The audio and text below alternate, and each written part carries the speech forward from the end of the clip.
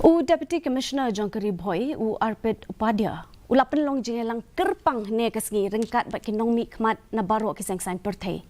Kapang pedeng kalong ban pelet jemut na kabenta Sngi nyo vote Lok Sabha gaban salong nasha Sngi kumbalapan benarik Election Commission jongkari India.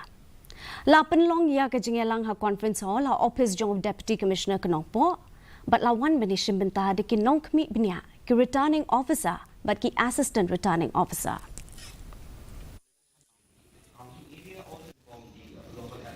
And we have initiated. I hope everyone is clear that the meeting was called in the presence of all the counting supervisors, all the AROs and the political parties, and the purpose of this meeting was to brief the political parties about various rules of the counting, the protocols of counting, and to clear their doubts, whatever if they are having. So the meeting has been concluded very successfully. Clear do jong katna metro